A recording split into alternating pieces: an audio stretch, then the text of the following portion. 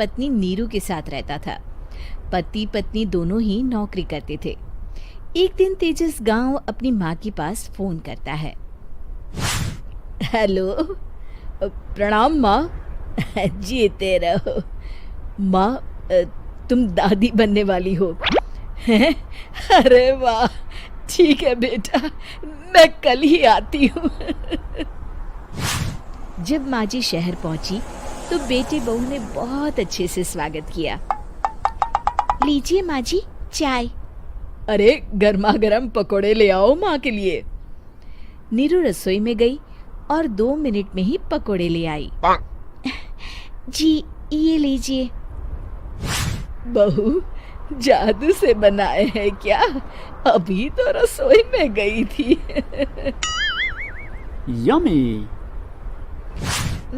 माँ जी, शीला रसोई में पकोड़े तल रही है, मैं बस लेकर आई। हे भगवान, मेरा धर्म भ्रष्ट कर दिया तूने। अब तो गंगा जल से शुद्धिकरण करना होगा। दूसरे दिन, माँ जी मैंने नाश्ता बना दिया है, ऑफिस जा रही हूँ। पर अभी तो घर का सारा काम पड़ा है। शीला आती ही होगी, झाड़ू पोछा बर्तन कपड़े वो सब कर लेगी। हमारे जमाने में घर का सारा काम हम ही करते थे। जी माँ जी, आप बहुत होशियार हैं, मैं घर ऑफिस दोनों नहीं संभाल पाती। तो जरूरत क्या है घर से बाहर जाकर चाकरी करने की? वैसे भी घर का काम खुद करने से घर में बरकत आती है, समझी?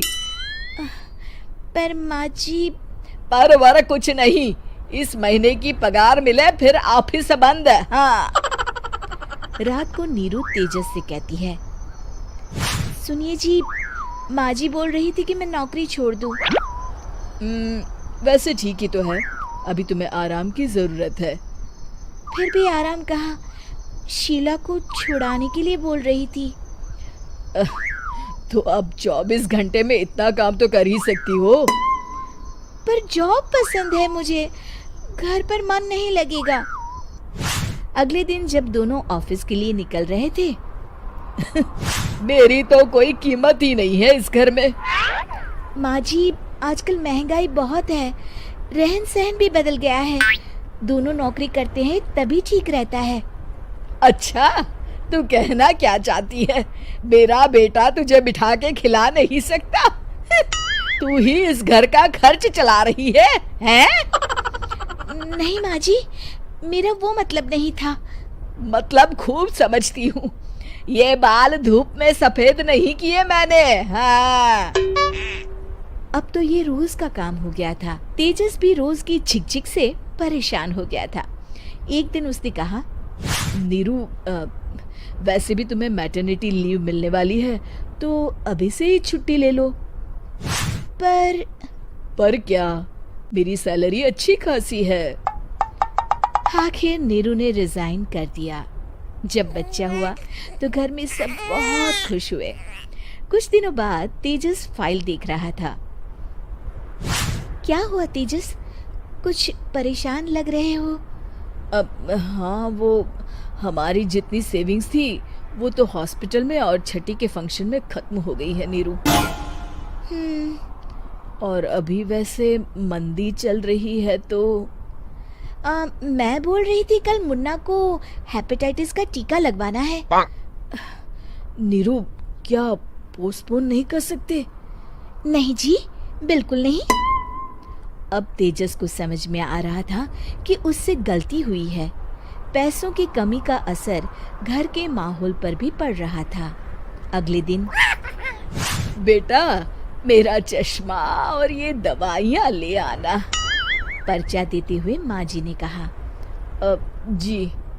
तेजस, मुन्ना के लिए दूध का डिब्बा और डायपर भी ले आना, और ये किराने के सामान की लिस्ट है, इसे भी लाना है।